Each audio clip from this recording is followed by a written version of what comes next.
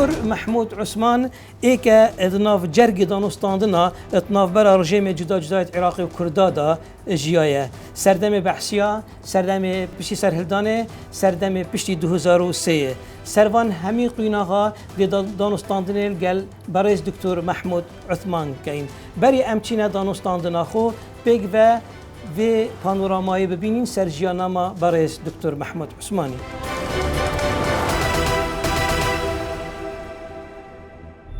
دکتۆر مححمود علی عوسمان لە ساڵی 1938 لە شارۆچکەی پێنجوێن سەر بە پارێزگای سلێمانی لە خێزانی کێژار و کەم دەرامەت لەدایک بوو و خوێندنی سەرەتایی لە نێوان بیارە و شاری سلێمانی تەواو کردووە. ساڵی 1955 بوو بە ئەندامی پارتی دیموکراتی کوردستان. لە کاتی خوێندنی لە کۆلێژی پزیشکی لە بەغدا ساڵی 1956 بووە سکرتێری یەکێتی قوتابیانی کوردستان. ساڵی 1961 کۆلێژی پزیشکی لە زانکۆی بەغدا تەواو کردووە. ساڵی 1963 دەچێتە ڕیزی شۆڕشی ئەیلولەوە و لە شاخ وەک پێشمەرگە و پزیشک خەبات دەکات. ساڵی 1964 لە کۆنگرەی شەشەمی پارتی دیموکراتی کوردستان بۆ ئەندامی مەکتەبی سیاسی. لە ناوەڕاستی ساڵی 1965 بووە سکرتێری مەکتەبی تەنفیزی ئەنجومەنی سەرکردایەتی شۆڕشی ئەیلول. لە ساڵانی 1965 و 1966 و 1967 گەشت بۆ وڵاتانی ئەوروپا و ئەمریکا دەکات وەک نوێنەری شۆڕش. لە ساڵانی 1964 تا 1975 زۆربەی کاتەکانی لەگەڵ سەرۆک مەلا مستەفا بارزانیدا دەبێت وەک ئەندامی مەکتەبی سیاسی و پزیشک و وەرگێڕی زمانەوانی، هەروەها لە هەموو گەشتەکانی ناوخۆ و دەرەوەی وڵات یاوەری دەکات. ساڵی 1969 سەرۆکی وەفدی شۆڕشی ئەیلول بوو بۆ گفتوگۆکردن لەگەڵ حکوومەتی بەغدا بۆ چارەسەرکردنی کێشەکانی گەلی کورد کە بە بەیاننامەی 11 ئازاری ساڵی 1970 کۆتایی هات. تەموزی ساڵی 1972 لەگەڵ خوا لێخۆش بوو ئیدریس بارزانی سەردانی ئەمریکا دەکات بۆ دامەزراندنی یەکەم پەیوەندی ڕسمی نهێنی لە نێوان شۆڕشی کورد و ئەمریکا. لە ئازاری ساڵی 1975 لەگەڵ سەرۆک مەلا مستەفا بارزانی شای ئێران دەبین و ناڕەزایی توند لەسەر ڕێکەوتنامەی جەزایر دەردەبڕن. ساڵی 1970 گەشتێک بەرە وڵاتانی ئەوروپا دەکات بۆ باسکردنی تێکچوونی شۆڕشی ئەیلول و دەستپێکردنەوەی شۆڕشی نوێ. لە 1970 لەگەڵ ژمارێک لە هاوڵەکانی حیزبی سۆسیالیستی کوردستان دروست دەکەن. ساڵی 1970 بەشدار دەبێت لە گفتوگۆی دامەزراندنی بەرەی کوردستانی لە پاشان بوو بە ئەندامی سەرکردایەتی ئەو بەرەیە. لە ساڵانی 1970 بۆ 1991 دەبێتە نوێنەری بەرەی کوردستانی لە دەروی وڵات و لێپزراوی پەیوەندیەکانی بەرەی کوردستانی لەگەڵ وڵاتانی عەرەبی و ئیسلامی و ئەوروپای ڕۆژهەڵات. ساڵی 2002 بەشداری دەکات لە کۆنفرانسی هێزە و پۆزیسیۆنەکانی عێراق لە لەندەن کە ڕێگە خۆشکەر بوو بۆ ڕوخاندنی ڕژێمی سەدام. ساڵی 2003 پاش ڕوخانی ڕژێمی سەدام حوسێن دەبێتە ئەندامی ئەنجومەنی حوکمڕانی لە عێراق. لە ساڵی 2005 لەسەر لیستی هاوپەیمانی کوردستانی دەبێتە ئەندامی پەرلەمانی عێراق. دکتۆر مححمود علی عوسمان جگە لە زمانی کوردی زمانەکانی فارسی، عەرەبی، ئینگلیزی و فەڕەنسی بەباشی دەزانێت تا ڕادەیەکیش زمانی ئەڵمانی.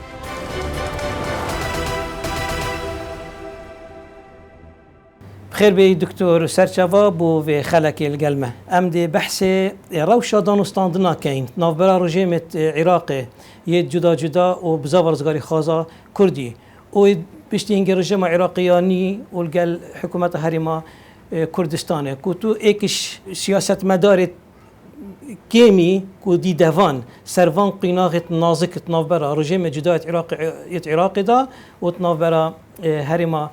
كردستان دا امر دست بکین اشقیناغا کevin کو جنابتا ایکش وان سیاست مدارا بو یه بجدار آن دیدوان سرقیناغ شری اتناف برا رژیم جدا جدا عراقی و بزاور ازگاری خازا کردی گلک جارا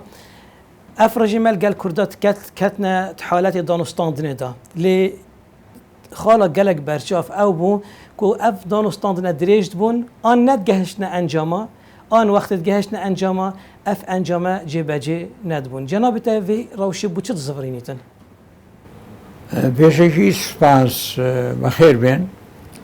سڵاو بۆ بینەرانی کوردستان 24 بۆ ئێوەش بۆ برادرانیش کە ئەزیێتیان کێشاوە خۆی لە مێژووی کوردستان شەڕ زۆر بووە گفتوگۆش زۆر بوو لەگەڵ ئەو حکوومەتانی کە لە عێراق بوون کوردستانی عێراق مەبەستم بەڵام ئەنجامی تەواو نەبووە ینی نەتیجەی تەواو هۆکار هەبوون بۆ ئەوە ینی نەکەین ئەگەر بەوردی تەماشای بکەین کۆن و ئێستاش هۆکارە سەرەکیەکان بریتین لەوەی یەکەم حکوومەتەکانی بەغدا بڕوایان بەو مافەی کورد نەبووە یعنی کورداوای ئۆتۆنمی کردووە دا فێدراڵی کردووە یان تەبیعی داوای کردووە کە لە منتقەی خۆی ئیدارەی خۆی بکە ئەو شتانە داوای کەرکووشی کردووە دا ئەو شتانە حکوومەتی ناوەندی تەئیدی ئەویان نەکردووە بەڵام نەگوتووە لە وەختی گفتوگۆ کە ئێمە زدی ئەوەی نوانە باس کراوە نووسراوە بەڵام پاشی وەختی کە توانیویانە وەزعیان بەهێز بووە جێبەجێ نەکردووە ئەوە سەبەبێکە چونکە بیر و باوەڕی کورد نەوعێک بووە داواکانی کورد نەوعێ بووە ڕێی حکوومەتی ناوەندی نەوعێکی تر بووە بۆ نمونە ئێمە داوای فدرالیمان کردووە ئەوان دەیانەوێت حکوومەتێکی ناوەندی بەهێز هەبێ کە دەسەڵاتی بەسەر هەموو ناوچەکانی عێراق هەبێ و دەیانوێت معاملەی هەرێمی کوردستان بکەن وەک پارێزگایەکی گەورە ئەمە یەک دووەمین هۆکاری ئەو بووە لەو نووسینانەی کە بووە لە بینی کورد و لە بینی حکوومەتی عێراق تەفسیلاتی تێدا نەبووە وردەکاری یعنی تەفاسیل مەسەلەن دەڵێ ئەبێ ئەوە بکرێ ئەوە بکرێ کەی بکرێ چۆن بکرێ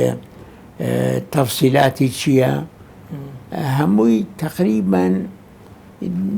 کەم بوو بێت تەفسیل وەختی هاتوون بەحسی تەفاسیل کردووە خلاف پەیدا بووە چونکە وان دائیمە حەز کردووە تەفاسیل نەبێت ئێمە حەزمان کردووە تەفاسیل هەبێ لەبەرەوەی ئەوان وتویان تەفاسیل نەبێ بۆی هات بڵێن ئەوە وانە بوو وابوو بۆ نمونە 140 مادەیەکی گرنگە و کورد هەموو شتێ مهمترە هێسە بۆ ئێمە دەڵێ ئەو ناوچانەی کێشە لەسەر یاخود ناکۆچی ناوی ناوچەکان نەهێنەوە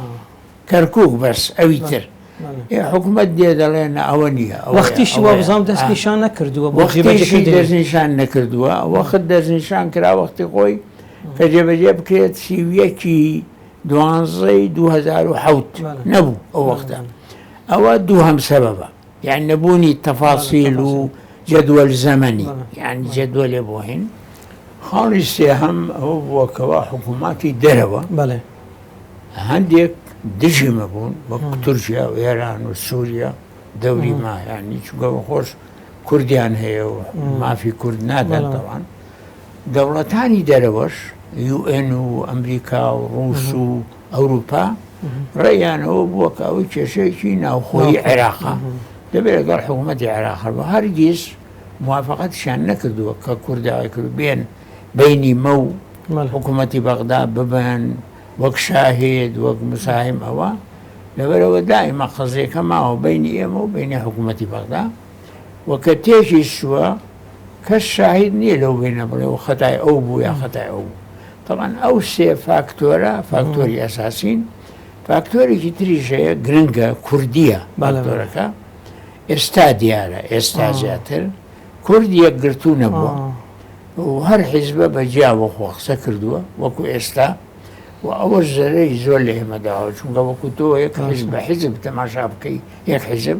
حکوومەتیش بە ئەندازێ ئەو حیزبە و حەزیش دەکات تەفریقا هەبێ و مەشاکل هەبێ لەبەرەوە ئەوەش فاکتۆرێکی زۆر گرنگە تاسیری لە ئێمە کردووە و وەزعی ئێمەی زەعیف کردووە بەرامبەر حکوومەتی ناوەندی لە قەزەی مفاوزە دکتور جنابێتە ئێکشوان کەسابوویت و ئەتناف gelek qonağa da nav cergîvan danûstandina da sürüştêvan danûstandina navbera hewa Bexda da ça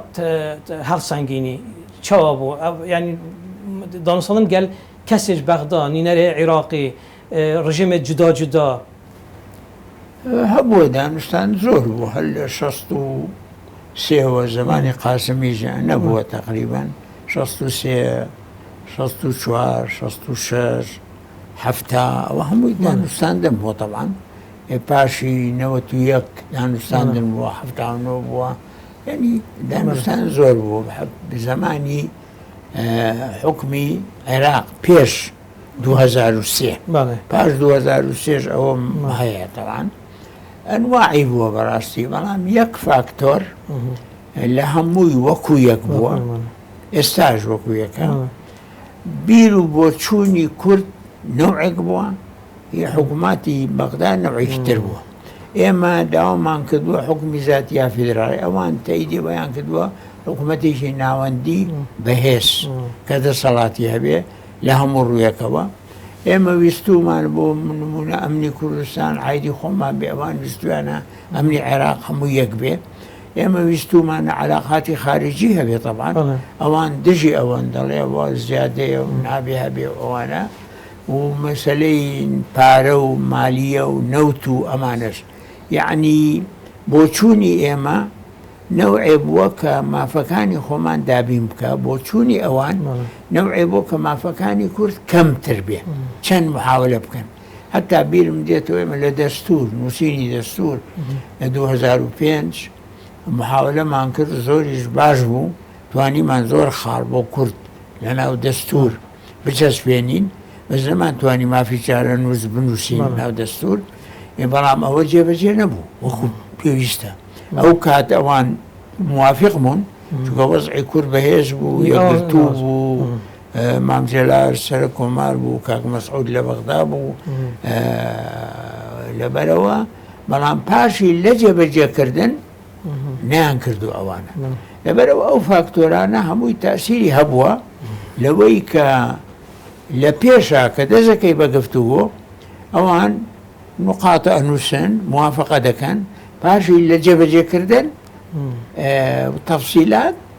خلاف پەیدا بێ و ناتوان جێبەجێ ناکەن تو بڵێ ئەم بتوانی بڵێ نیاسپاکی نەبووە نینەرێ بە حکوومەتت عێراقی گەل کووردا يعني أن نيتي توات خراب وينا في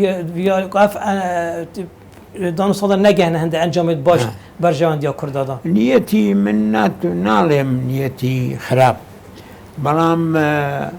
بوشوني جواز يعني تو محاولة ذكي ما في خود وربقري أو محاولة ما في تو زور كم بكا أو فرقها هي لبلوا نمسألة أوان دجن بلام بيرو راي أوان أويا كعراقية كحكومة ناوندية هموشت عادي حكومة ناوندية أمنو آبولي خزاي درو خزاي ناو خزاي عسكري وجيش وأما وكردش محافظ لا مركزي إداري هي مثلا إداري مسائل خويكا بلام لمسائل محلي كركوك إجرائي ما يكيشوا وأن موافقنين كوا كركوك لسوي استش كيشيا يعني مسألة ونية بلي بلام لا تطبيقش حسن نية نبوة وخو بيستا مثلا الساعة تماشى أو وفداني كيساعة سن بوبغا جارك دسن دودسن سيدسن كرد نيتي باشا وباكا وخوش باورا كرد زو باورا تابعين أوان في البازن فيلي ليكن يعني كأبنا مفاوضات لقليان دبيني خالي كان داخل كردوه فيلي تدايا مشاكل تدايا وقتی دی تنفیزی بکی جبه جنابه بۆ نمونە من 2014 بیرم بێتەوە ئەمە کێشەمان هەبوو لەگەڵ حکوومەتی مالیکی لەسەر پێش 2012 و پێش ئەوەی عیبادی بێتەوان لەسەر نەوت مەسەلەی نەوتوانە ئەوان تەسبیتی شتێکیان کرد لە پەرلەمان و لە حکوومەتیش کە حکوومەتی هەرێم دەبێت ڕۆژانە 400,000 بەرمیل سادر بکات تا ئەوان بودجەکە بدە پارەکە بدە بودجەکە بدە لە پاشە ناتوانیت ئەوە زەمان بکەیت ڕۆژی 400,000 ئێمە لە پاشە وتمان با هەر 3 مانگ 6 مانگ جاری حساب بکرێ ڕۆژی واهەیە 400 ڕۆژی 300 ڕۆژی 400 زیاترە ئەوانەیە بەڵام ئەوان وایان کرد حکوومەتی ئەهرێم نەیتوانێ ئەم ڕۆژێ بزەبێت 400 دابنێ كرديان نقطة بوجه هريمان بري يعني مع العلم أو تقالي روجي 400 زور باشا بس هي مع حسابك باشاش مع حسابك بس أو فيلي ثيايا يستاج أو هيا أو اشتغل بروا برأي من عندي نقاط تثبيت كان كقابلي جبجة كردنيا كرديش بسيطة لغم دادانا بله لغم داني كرد بسيطة خوش باورة نيتي باكا فيلي ليكن دکتر گرینگترین دانستاندن او بو وقت سال هفته 11 آذار گهشتین انجامکی کو و حکم ذاتی آن اتونومی بو کردا بچسبیتن جناب تا وی وقتی ناوان دانستاندنا دا بوی کسک کاریگر بوی او روشا وان دانستاندنا چوا بو چونکو او دانانا وی سنوره بو هریما کردستان هات دانان هینگه حتی پشتی نوتو ایکیجی هر او سنور هات ندست نشان کرن یه سالا بیان 11 آذاره روش دانستاندنا چوا بو و چوا گهشنا انجامکی والله دانستانی او وقتا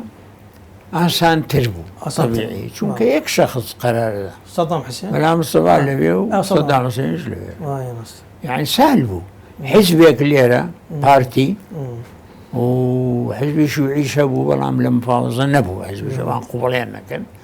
ولا مصطفى سلوكا قرار ده ولا بيش صدام هرخوك بيه اجتماع وبيه هيج وكما مصطفى نبو اجتماع واستجوابك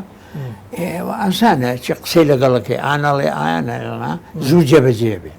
بلام يستعد شي حزب جماعتي دبل قالها مخصبك زحمه ترى يشكا ليه رجعين يشد حزب زورن يعني او وقتها سهل تربو بلام حكومتي او وقتها نيازي باق نبو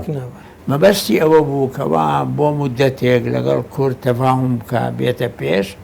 ومحاولة بكا كرد تابعي به تابعي أوان به وقت ديتن ككرد ناتواني به فتابعين وناتواني تأيدي حكمي بعصف بتوابي كوتنا تيروري كاقدريس تيروري ملا مصطفى أوانا وقورا سياستين لوا باش ورده تيكشو عتاهم بون لقر سوفيت معاهدين كردجي كردوان يعني وقتها مقصدم قفتو قوة سهل تربو قيشتن بنقاط سهل تربو طبيعي نقطة كانش مهم بون شو بويا كم جار دانيا نابا اوتونومي بو كردستان او يكم جار بو وخالي قلق باش تدابو بياني ازار مرام ديسا وقتي هار جبجة كردن آسان نبو يعني زور جيشيتك وبوش بشتي 4 سالا يعني شرط شي بو مادام سر جهش بون هندك انجاما نافاروكا في بياني هات خالي كرنش نافاروكا خواف بيانا نما نافاروكا برحاوي نما وشرط شي بزانا وقتي ما كمفاوضات ما كل بغام من سروشي وفدي كرديبهم لو مفاوضات ككرا طبيعي ما حاوت كذبوين كاقديش وكاق مسعوديش لقال اما بون يعني اوانيش وإما أشون بوبغا جارك لباشا أواني جهاتن بوئيرا كهاتن بوئيرا ملا مصطفى خوي إشرافي مفاوضة يكر كأشون بوئيرش صدام وان إشرافي أنا كر قيشتينا هين برام أوان إما دمانويس أوتونومي جب بيه يعني تأخير نبي لا جب أوان وتيان إما ناتوانين رأسا أوتونومي جب كين بيسمان بهش صال هي بو أو جب ونقاط وأمانة إما رفض ما كر طبعا إما إصرار ما كل سر إستا أوان إصرار كسر صال اللي بهاشا بوساطي يجتي سوفيت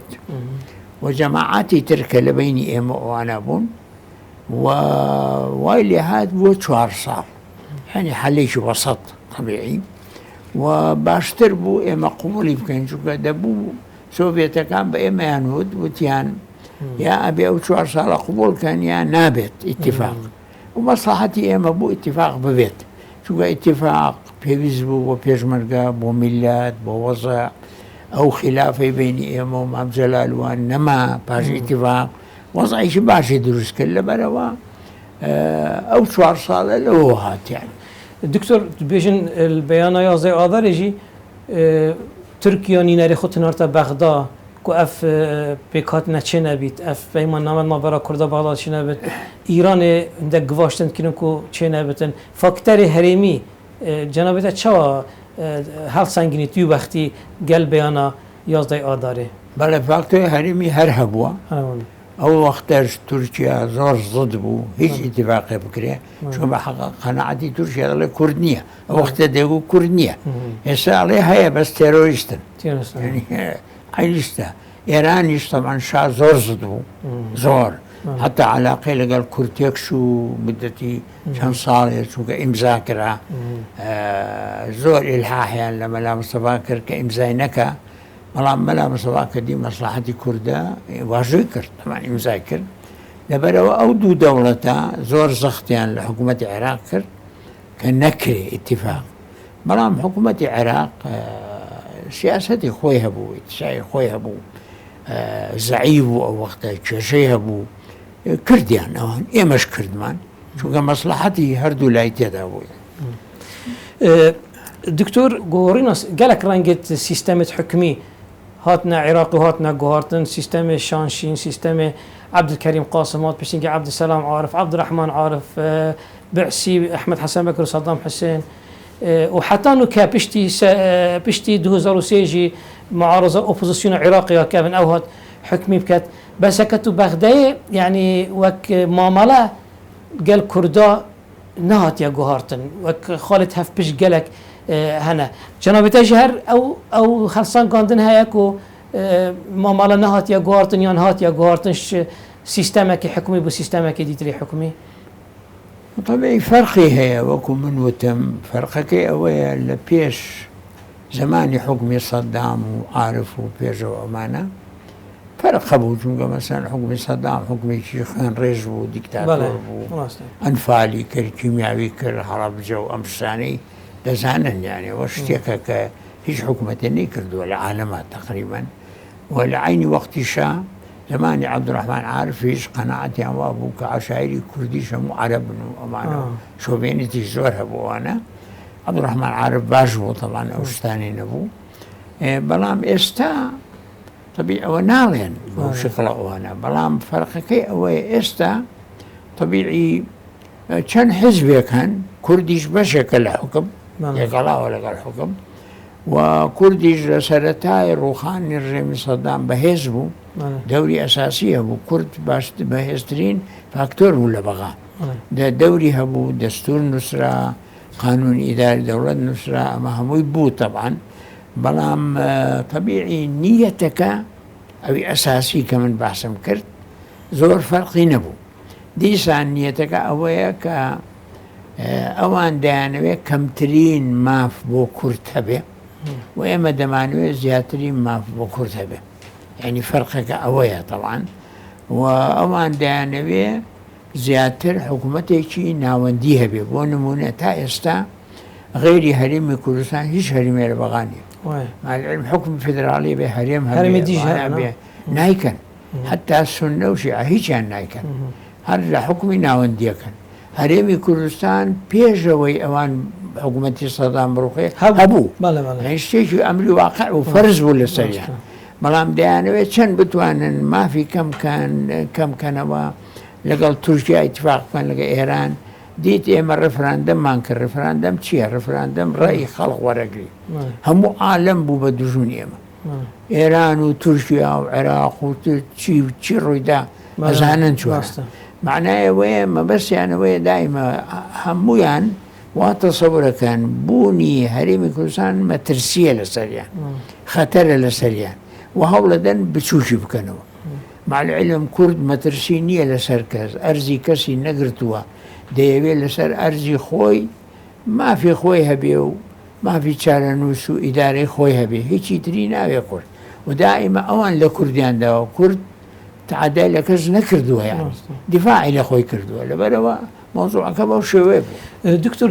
جناب بحث 2003 كر هنجي حكمة هرم كردستان هبو ورجيم صدام يروخا وهندك تني اوبوزيسيون كوبانيكي بيوانديت والقال هرم كردستان باجبون جنابته قالك خلقك هيد بيجيتن اجا كرت نتشبانا بغداد بجدار نبوانا حكمتا بغدادا قد باي مواقع خويا هاي كو ام هرما كردستانينا هم قهنا انجامك ورند دانستان نصر ما فت كردا كين كرت نبوانا بشك اش كريارة سياسية اش عملية سياسية بغداد جنابته بوينو خالد شد بيجيتن ل 2003 كصدام روخا بله امريكا روخان بله راسته معروفة بله لبرو امريكا صاحب قرار وقتها وامريكا ضغط الى كرد كرد بله كبهيت شويك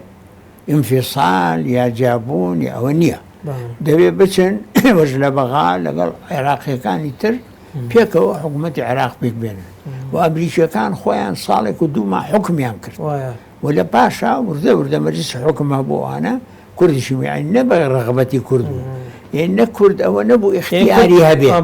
بله ونيكا شو هنديك نشا برياريك واثناء ما بغداد خير هنديك زواتي اجن بله لان دمان تواني او بكين وكذا زوانيه امريكا قراري ادا امريكا وضعي عراقي تثبيت كر امريكا حكمي كر توندد تواني وكو كر ضدي اوان بي واوان فرزيان كل سر كرد ولا سر شيعه ولا سر سنه كهميان لما جيش حكم كوبن لا باشا ورده باش بريمر حكومة العراق دوزو يعني مسألة أو يبري كرد اختياري هبو قبولي نكر أوانية يعني اشتي أبو واقع أبو كرد أبو قبولي بقى يعني دكتور أفرنج ماملا بغداد قال كردا بو چت زفريد بو ناخي كسي عراقي بغداد زفريد انجي دست دركي هنا هزت هرمي هنا بغداد دفع دانكو اف فيرانجا مامال قال كردا بكاد مامال خو نغوريتن من وتم لاولوا دستي بيري خوان وا ايديولوجي خوان وايا كعراق يقولاتا حكومه بين وندي بيه ده صلاتي هبه بسرها مشتكى وحكمي ناوندي بهيس هبه وتأييدي وجوب بوني هريم مشد ناكن هريمي كردستان فرز ولا سروان شو هبو بيجو صدام بروخه لبروا يكي ام فاكتور اميا فاكتوري تريش دوري دولتاني دورو بر كخوان كرديان هيو هجمة فينيا زختيان العراق كردوا كم ترما بكردا استرس زختكن ابيني ويو انو كومالغايني ونتوي ودولة قبركانيش هميشه قضية كان ترك كردوا اما كيشي ناو خويا او كيش ناو خويا دبيل ناو عراق لقى حكومة حلب به وتدخلي عنا كردوا حتى كإما انفال كراين كيميائي ما اليدرا اوش هروتي ناو خويا مع العلم بكاري هناني شيء كيميائي خرقي همو قوانين عالمية نقوى لبلو او فاكتورانا همي كلا اولهم باسم كرد تأثير هبو يعني مسألة هلوانية بليوان بتنها دكتور افراوشا ممكنه بيتا جوهرتن وقتكي تشيانت كردادا هيا فيراوش بجوهرن بيرا ايديولوجيا بغداد اف دست دركي الجلهزت هرمي كرد تشيانت كردادا برانگا كرانگا جوهرين فيتش دا شي بيت برجاون ديا كردادا عند اف حالته بردوام بيتن ممكن بقول بشرطك بله كرد يقبه يقرتوبه يعني نهر حزب بجاو هر حزب بجاو دجي يكو معنا يقرتوبه بهيز دبه يقرتني كرد هيز يقدر لعبة كرد توان دوري هبه لبغا لتركيا لإيران لأمريكا لهمشوني أو خالية كما دو همين هنده قرانكاري لسياستي انه نتوي ببه هنده قرانكاري ببه ولعيني وقت شاء الزخر لتركيا ولإيران ببه كتدخل نكن لو جشيا بوشكلا لبروا هر سي فاكتورة كجرنجا بلان مهم ترين شد يقرتني كرد بخويا ولعيني وقت شاء قوريني سياستي دروا بشويك معلومة عراقيش يستوى أحزابا بلام خو أوان يجي يقرتونين صدر ضدي إطار وإطار ضدي صدر أم كرد نمانتوانيا مفا لونا كوكيانا كلا بغاهن ولا كان يعني استفاده اللي بكين بو زۆر برجواندي خومان زۆر استفادەمان لێ نەکردووە چونکە کورد وەکو من پێم وتی نیەتی باشە و خۆش باوەڕە و طبیعی دژی ئەوان نییە زۆر بەو شکڵە خلافەکە ئیسیفادەی لێ بکەوانە بەڵام ئەوان وانین ئێمە بەو شکڵین ئەوان دایانەوێ کەمتر ینی بەو شکڵە نین وەکو کورد دکتۆر ئەگەر کورد نکارن کاریگەریە هزرا ڕژێمە حکمی بکەن بەغدا ئەرێ دکارن کاریگەریە عقل کەسی عێراقی بکەن و گەلە عێراقی و گەلە عێراقی بەرژەوەندیە کووردا دا هەڵویست هەبتن ئەم شیاینە کورد شیاینە لەگەڵ هاوڵاتی عێراقی باغڤیت مافێت مەیت کووردا ئەم مستحقی چینە تایبەت ئەگەر ئەم بزانین ئەف هاوڵاتی عێراقی گەلک هەوجەی کوردستانە دەبە چ بۆ گەڕیانێ یان بێت شولێ خۆلڤێرە بکرد و کە نزیکی 2 ملیۆن عەرەبە لە هەرێما کوردستان هەنە یەت ناوەڕاستن یەت میسلن یەت باشوورینە مفایش ڕەوشە کوردستانی و کەبینێت ئەم نەشین گەلڤی هاوڵاتی باغی و ئەو هەڵویستێتی بەرژەوەندیە مافێت گەلێ کووردا بن و گڤاشتنێکی سەر سیستەمی حکمی بکەن بەغدا هاوڵاتی عێراقی بەگشتی دژی مەسەلەی کورد نین بەڵێ و مەسەڵەن وەختی ئەو خاڵێکی زۆر گرنگە وەختی خۆی گەلێک کورد نەفیکران بۆ خواروی عێراق زۆر احترام گرتن و عەلاقە هەبووانە ئێستا گەلێک ئەو هەموو تووریستانە دێن بۆ ئێرە احترام و هاوکاری و ئەوانە هەیە بەڵام حکوومەتی بەغا حکوومەتی هاوڵاتی نییە حکوومەتی ئەم حیزب و ئەو حیزب و ئەو حیزبە و ئینتیخاباتیش هەمیشە مزەوەر و ناڕێک و دێن ئەوە لە 2003 تا ئێستا 20 ساڵە عینی دەموچاو حکومەکە عینی جەماعەت حکومەکە ئەوە نە حکوومەتی هاوڵاتیە تا بڵێ هاوڵاتی چۆن بێ حکوومەتەکە وا بێ بەڵام کوردیش هەندێک تەقسیر هەیە لەوەی زیێدەتر دەبێ هەوڵ بدا لەگەڵ هاوڵاتی شیعە سونە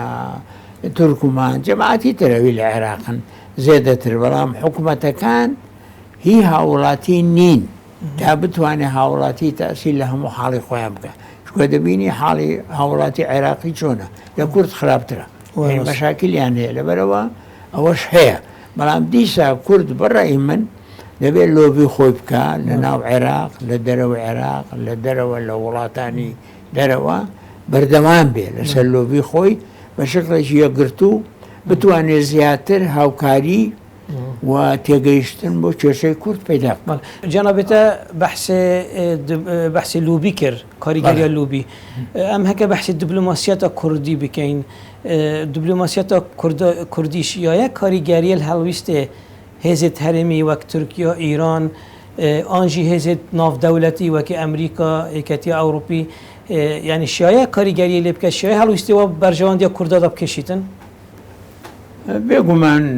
ئەو پەیوەندیانەی کورتەی بووە بە تایبەتی پاش ڕووخانی سەدام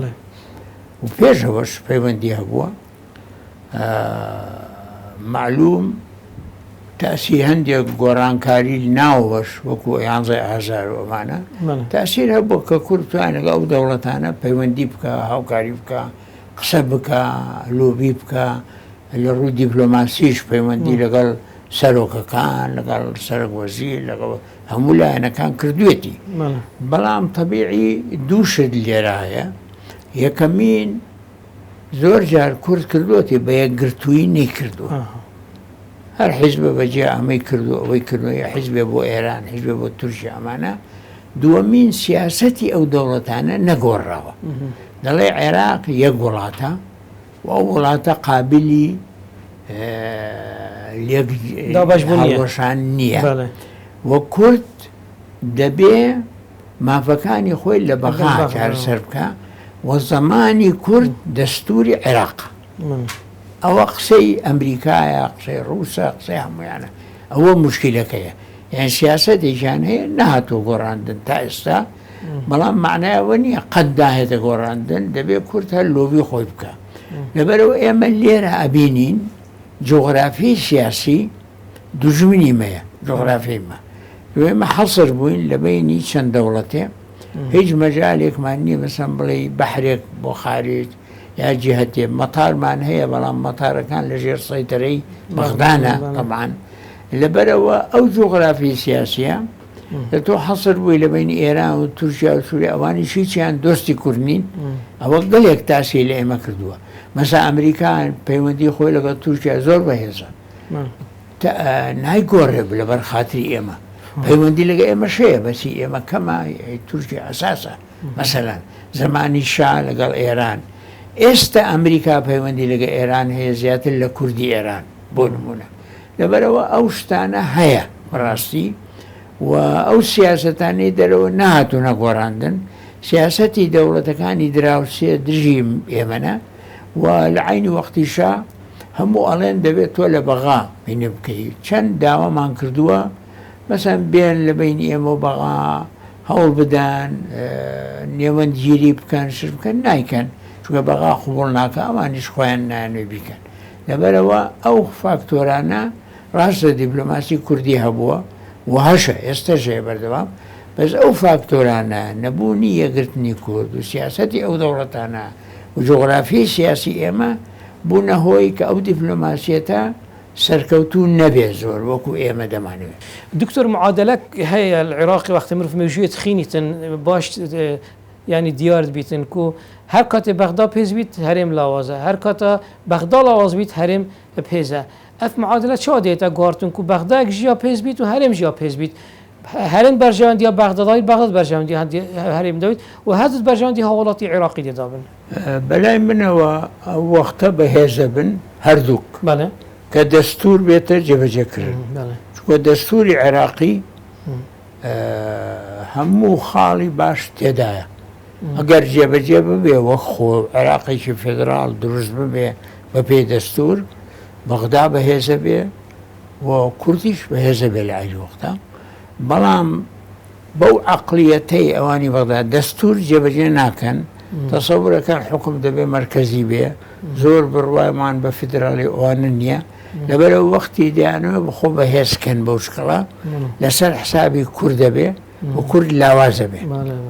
کورد کە بەهێز بووە لە تاریخی خۆیان بەعزەجار یەکگرتوو بێ بەهێز بووە دەوری هەبووە بەکاری نەهێناوە زەدی خەڵقی تر محاولەی کردو ئەو بەهێزیە بەکاربێنێ بۆ قسەکردن لەگەڵ لایەنی تر بۆ ئەوەی بتوانن بەیەکەوە تەفاهم بکەن و مافی خۆی بچەسبێنێ وەکو 2003 ئێمە بەهێز بووین یەکگرتوو بووین بەڵام بەکارمان نەهێنا دژی خەڵق کە خەڵقی بکەنوانە بەکارمان هێنا بۆی هەندێک مافی خۆمان ناو دەستور بچەسبێنی لەبەرەوە وەختێک بەهێزە بن دەستور جێبەجێ بکرێت جێبەجێکردنی دەستور هەردووچیان بەهێزەکە لەسەر ئەساسیەوە دکتۆر تا بەحسێ 2003 کرد کورد پێز بوون و چون دانوستاندن کرد بەغدا جەنابەتەی حاضر بوو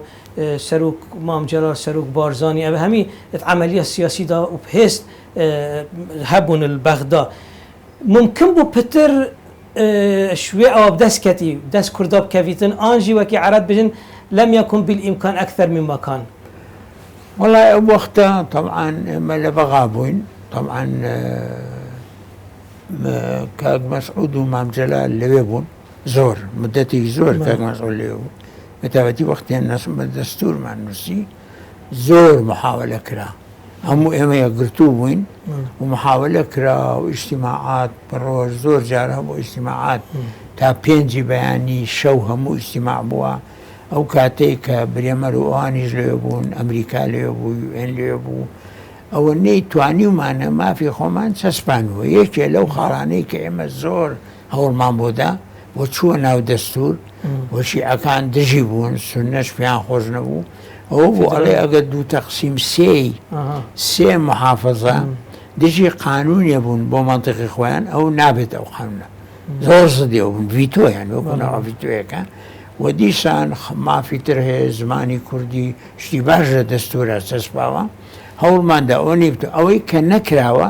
نەمانتوانیوە بیکەین چونکە ئەمریکا موافق نەبووە زێدەتر بێ UN موافق نەبووە و هێزە عێراقیەکان موافق نەبوون یعنی کورد هەموو توانای خۆی بەکارهێناوە بەڵام هەر ئەوەندە کراوە ئەو وەختە ئەو بەڵام جێبەجێ نەبوون گەلێک تششوانات وەک ئەوەیە مەسەلا نووسین شتێکە بەڵێ. جێبەجێکردن شتێکی ترە یعنی نووسین دەستور ببینە هەمووی باشە بەڵام لە جێبەجێکردن فەرقەیە مەسەن 140 چەند ساڵە هەیە و مادەیەکی دەستوریە و بەڵام کوا جێبەجێکردنی تا ئێستا هیچی جێبەجێ نەکراوە بۆ نمونە مەسەن خاڵی پێشمەرگە بەشێکە لە قواتی بەرگری عێراقی دەبێت هەموو شایستەی دارایی ئەوانەی هەبێ نەدراوە تا ئێستا بۆ نمونە نەوت و غاز تا ئێستا نەبووە بە یاسا و مەسەلەی نەوتی هەرێم ئەتیبار کراوە قاچاغە و دەبێ هەرێم سزا بدرێ و زۆر جار وا بووە لەم ئەخیرەشە عێراق و تورکیا لە بینی خۆیان بەڕێی من شتێکی لە بنەوە ئیتفاقیان کردووە هەرێم نەوتەکەی هەرێمیان بڕی یعنی ئەوەی تورکیا کردوەتی عێراقیش موافقە مانعی نییە بۆ ئەحراجی هەرێم و کێشە بۆ هەرێم دروستکەن لەبەرەوە مەسەلەکان ئەوەی کە کراوە هەر ئەوەندە کراوە زیاتر نەبووە بۆ نمونە بیرمێتەوە ئێمە لەگەڵ ئەمریکیەکان قسەمان کرد ساڵی 2003 پاژەوەی مەجلیسی حوکم بوون وتمان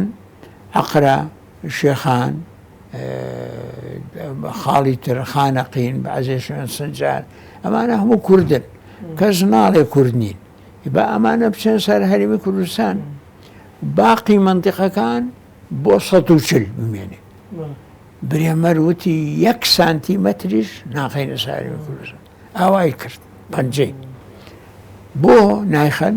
وتی ئێمە نامانوێ بڵێن ئەمریکا هات عێراقی لە سەدام ڕزگار کرد کوردی بەهێز کرد ناتوانانی شتیوا بکەین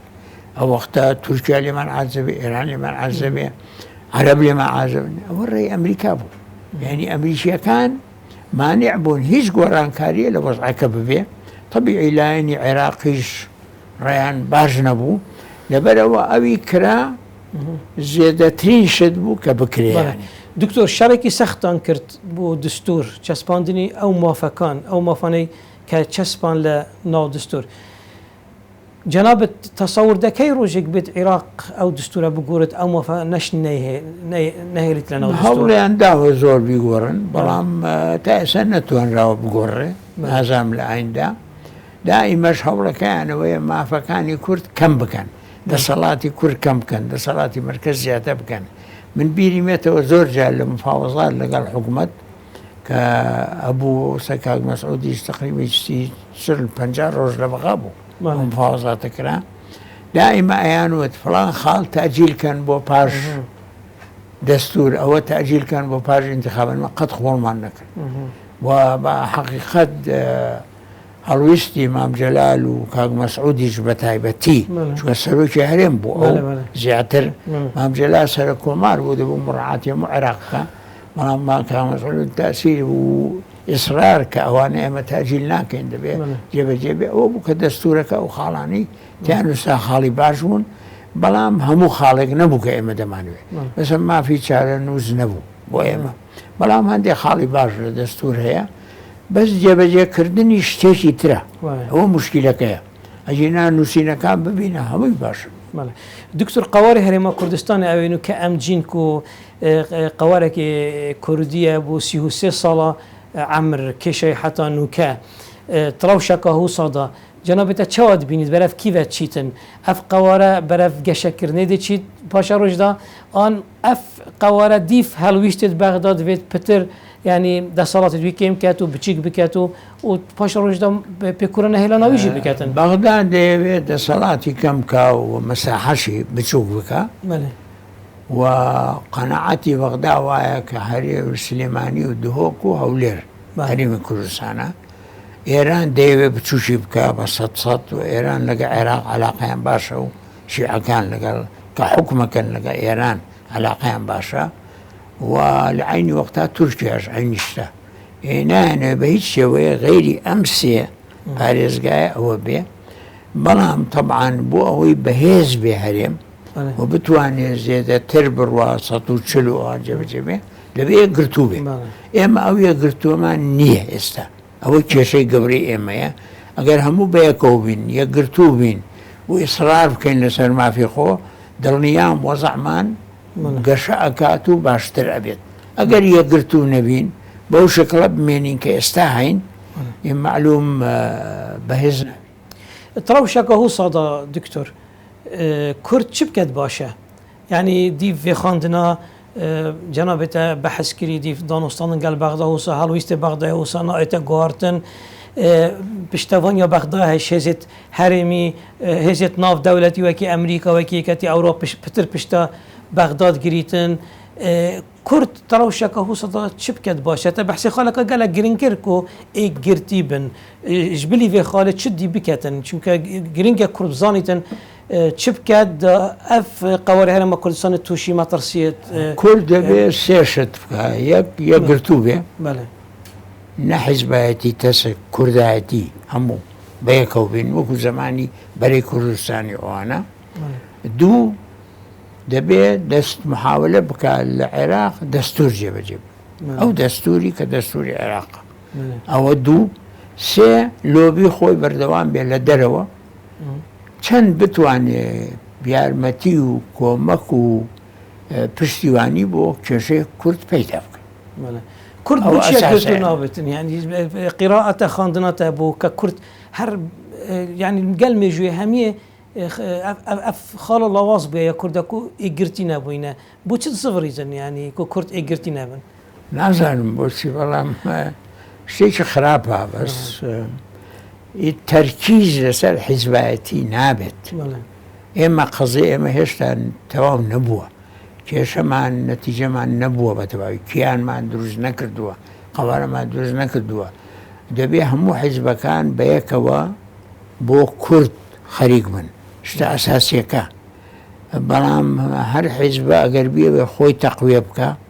و منافەسە هەبێ لە بەینە و کێشە هەبێ تەقەن زەر بۆ نمونە ئێستا لە کەرکووک بۆ یەک قایمە نەبێ بۆ هەڵبژاردن بۆ نمونە ئێمە لە ساڵان جارێکیان وابزانام 2014 بوو یا دەبوو 190,000 دەنگ لە کیسمە چوو چونکە یە قایمی کوردیمان نەبوو ئەوە بۆ نەبێ مەسەلەن ئەو ناکۆکیانە تاسیری زۆر لە ئێمە کردووە ومێدەوارم کە باشتر بێ وەزعی ئێمە و ئەو خاڵانەی وتم یەکگرتنی خۆمان لۆبی لە دەرەوە محاولەی جێبەجێکردنی دەستوری عێراق ئەوە خاڵی ئەساسی نەبێ هەوڵ بدەین و طبعاً دژایەتی سیاسەتی ئێران و تورکیاژەوە کێشەیە بۆ ئێمە دەبێ محاولە بکەین بە یەکگرتووی بەڵەنسێ ڕابگرین عەلاقەیمە لەگە ئەمریکا عەلاقەیمە لەگە ئێران عەلاقەیمە لەگە تورکیا بەڵەنسێکە بێ هەبێ لەو بینە بۆ ئەوەی کەمتر زەرەر بکەین دکتۆر محمود عوسمان زۆر سپاس بۆ vê derfetê bînerêt hêja û berkeftî spasî heva jî dikeyin bû dîtina vî bernameyê hîvîdarîn çavarê bin bû xelekê diyê vî bernameyê û heta xelekeka dî gehîne eyek hîm xêr û em silamet. Zor spas doktor.